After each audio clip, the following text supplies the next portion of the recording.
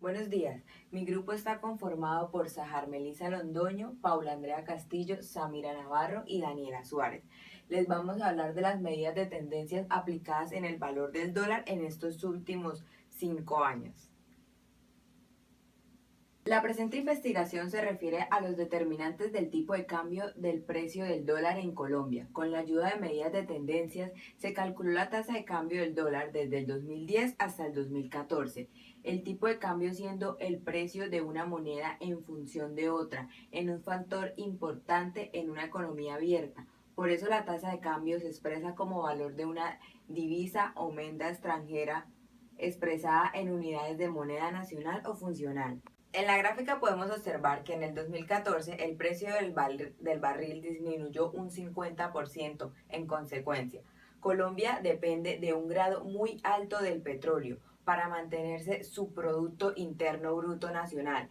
Este sería afectado con la baja del precio, por lo tanto la moneda del peso colombiano de un valor con respecto al dólar y por esa razón la tasa de cambio representativa del mercado subió por la disminución del precio del barril del petróleo.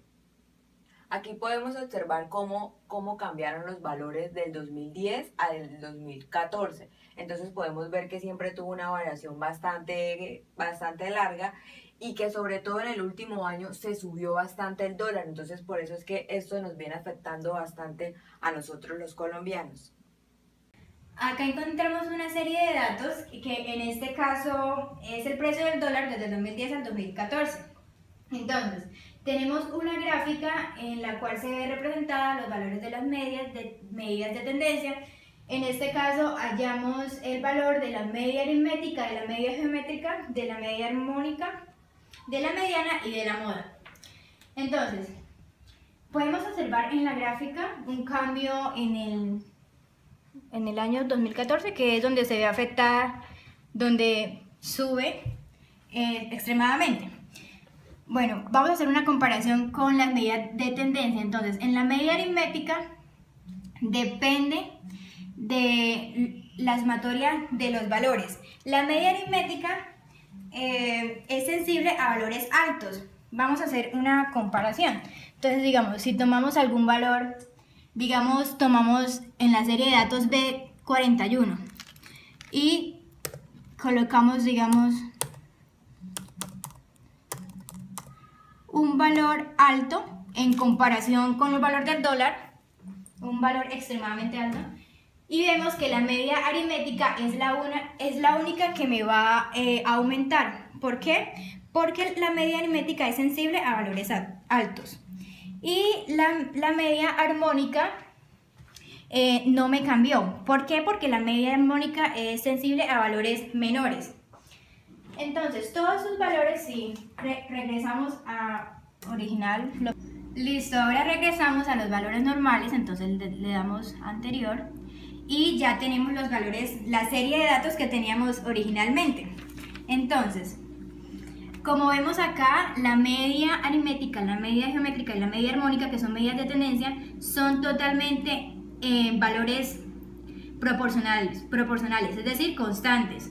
Entonces, ¿por qué? Porque la serie de datos es medio, es constante, es decir, no tiene tanta varianza.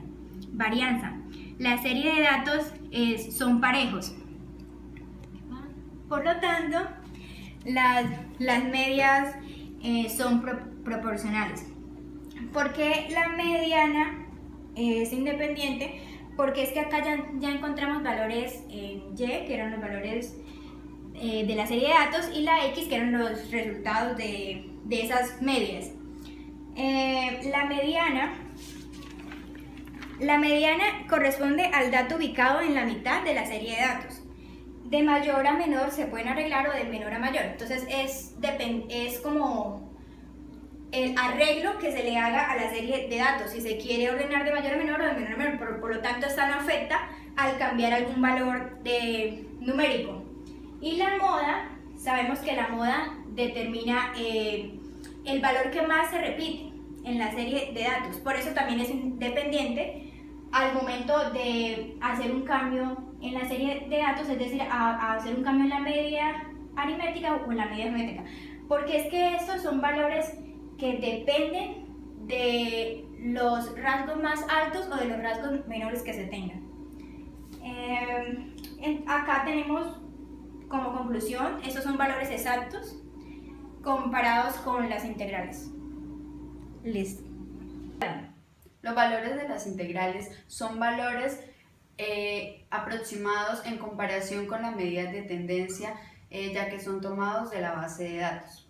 Luego, al hallar la línea de tendencia polinomial de la desviación estándar, la varianza y la mediana, son tomados valores aproximados a partir de la base de datos tomados de la medida de tendencia.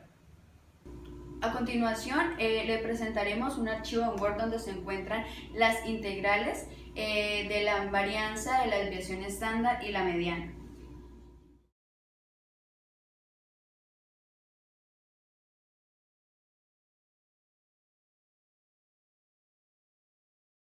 El dólar.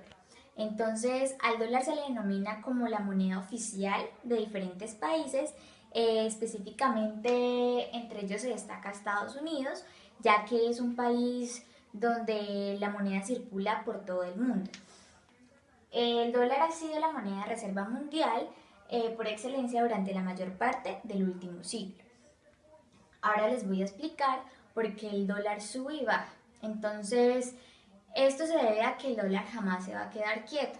El dólar es el gran, por decirlo así, el motor de gran parte de procesos económicos que representan flujo de capitales.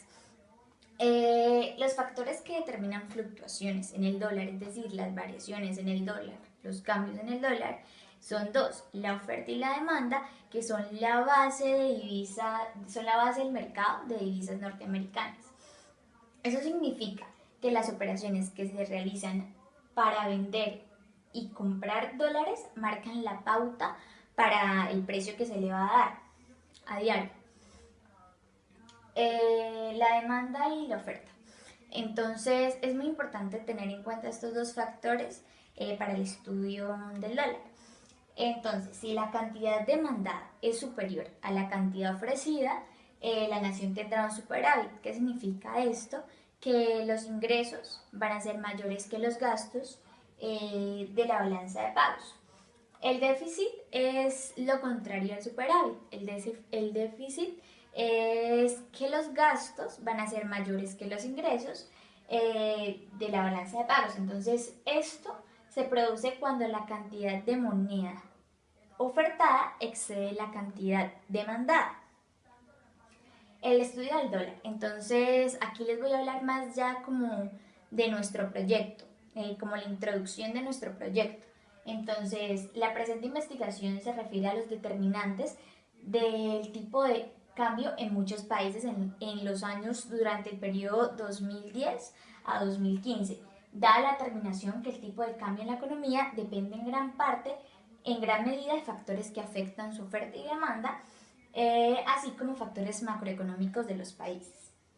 Bueno, esta es una imagen que la puso el Banco de la República. Esto es como para ver cómo el dólar varía notablemente durante un año en diferentes meses. Entonces notamos que pues se nota mucho el cambio. Jamás se va a quedar quieto ni constante el dólar, siempre tiende a subir o a bajar mucho, y estos comportamientos siempre se pueden sacar por medio de estudios estadísticos, fórmulas estadísticas, que fue en gran parte nuestro estudio del proyecto. Las conclusiones. Entonces, los factores que determinan las fluctuaciones del dólar son dos: la oferta y la demanda, que son la base del mercado de divisas norteamericanas. Esta conclusión ya es más del proyecto como tal, que es que la estadística ha sido un instrumento muy útil para analizar muchos factores económicos, en este caso como el dólar, donde por medio de la estadística hallamos la variación del dólar día a día, y nos muestra con datos estadísticos cifras exactas.